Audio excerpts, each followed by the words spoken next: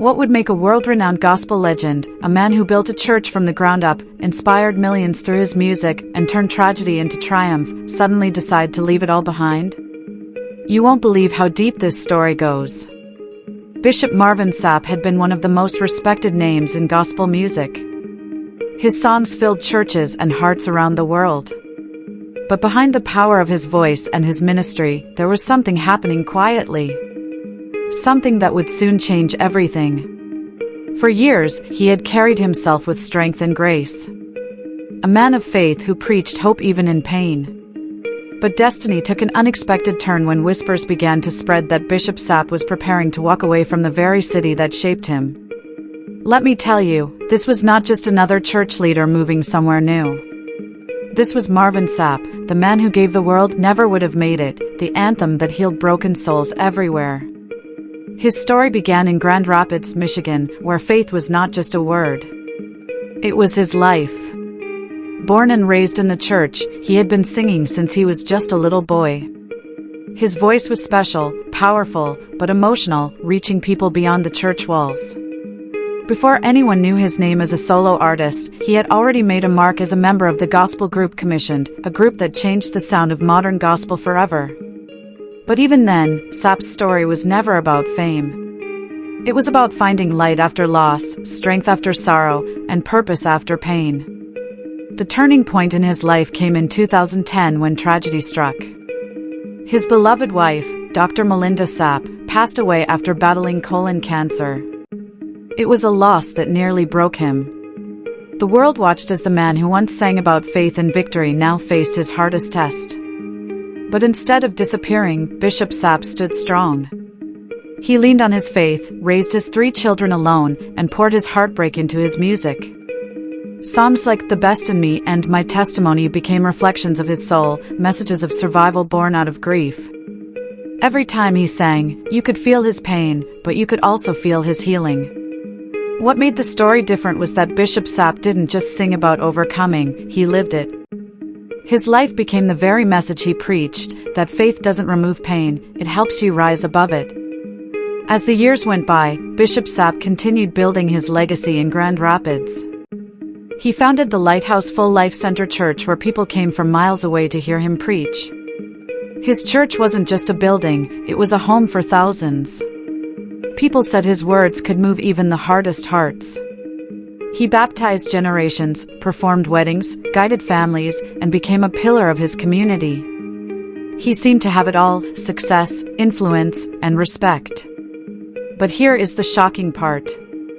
Behind his smile, something was changing. Close friends noticed that Bishop Sapp had become quieter, more thoughtful. He started talking about hearing God's voice leading him towards something new, something bigger. They thought it was just talk, but what they didn't know was that he had already started preparing for what came next. This is where it gets interesting. For years, Grand Rapids had been both his comfort and his cage.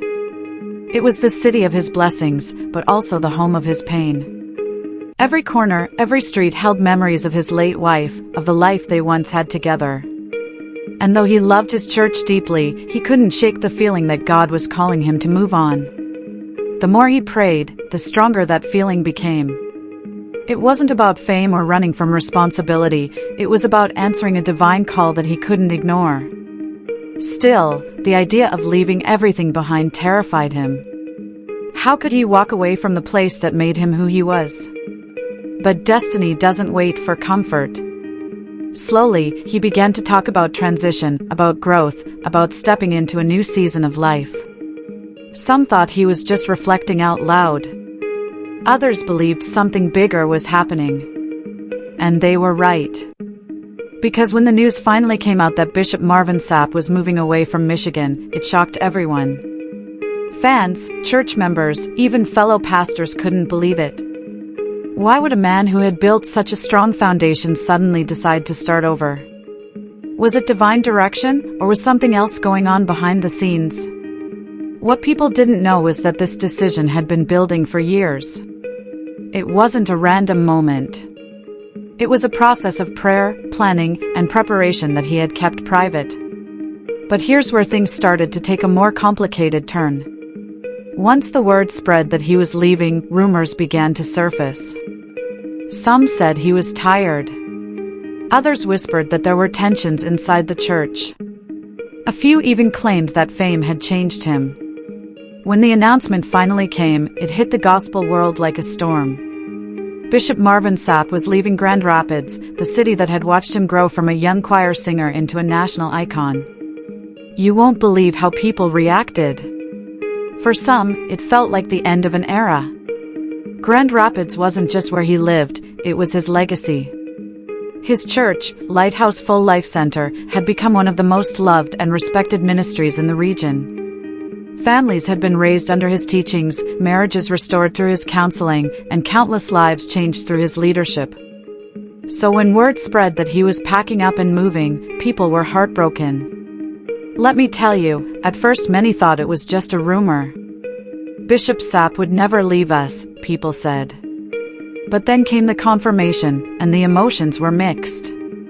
Some praised his courage for stepping out in faith, while others questioned his motives. Was it really God's calling, or was it something else entirely? That's where the whispers began. People online started saying maybe there were problems inside the church, disagreements with leadership, or even personal reasons that no one knew about. But Bishop Sapp stayed focused. He didn't feed into gossip. He didn't argue with critics. He only said one thing that made everyone stop and think: when God calls, you go. This is how the controversy started to grow. The city that once celebrated him now began to wonder if there was more to the story. Behind closed doors, people who knew him well said that his decision had nothing to do with conflict, that it had to do with peace. They said Grand Rapids had become heavy for him. Every Sunday, he stood in the same pulpit where his wife once sat in the front row. Every corner of the church reminded him of what he had lost. And though he smiled and preached, his heart carried that weight. Over time, that emotional burden became impossible to ignore. The place that had been his foundation was also his greatest reminder of pain. And then came the revelation: the city he was moving to was Fort Worth, Texas. That's where things got really interesting, because Texas wasn't just another state. It was one of the biggest centers for gospel music and ministry in the country. The craziest part? No one saw that coming. Why Texas? Why now? What made him trade his hometown for a place where he had to start from scratch? To many, it didn't make sense. But to Bishop Sapp, it was the next step in his purpose. He said God had placed something new in his spirit, something that required him to leave what was comfortable to step into what was destined. Still, not everyone was convinced. Some members of his congregation were supportive, saying they understood the move was part of God's plan. But others were hurt. They felt abandoned, left behind by the man they had trusted for years. Social media lit up with opinions. Some accused him of chasing fame, saying Texas offered more exposure and business opportunities. Others thought it was about healing, a man simply trying to find peace after so many years of carrying pain. No one could agree, and the silence from Bishop Sapp made it even more mysterious. He didn't explain, didn't defend. He just moved forward with quiet faith. But here's the shocking part: people didn't realize how long this plan had been in motion. He had been preparing for this move for years. He had prayed over it, talked to trusted mentors, and waited for the right time. And when that time came, he knew there was no turning back. Behind the scenes, he had already made arrangements to ensure his Grand Rapids church would continue running smoothly. He didn't just walk away. He passed the leadership torch to people he trusted deeply. That was his way of showing that his departure wasn't about leaving something behind, but building something new. And this is where it gets interesting. Fort Worth wasn't just a random location. It was symbolic. For Bishop Sapp, Texas represented rebirth, a place to build again, to heal again, to breathe again. It was a fresh start, a chance to step away from the shadows of the past and step into the light of what was next. But destiny doesn't open new doors without testing your strength first. Because once he reached Texas, things didn't go as smoothly as everyone expected. The move that was supposed to bring peace soon brought new challenges and a fresh wave of rumors that would test his faith in a whole new way. When Bishop Marvin Sapp arrived in Fort Worth, Texas, he thought he had finally stepped into a season of peace.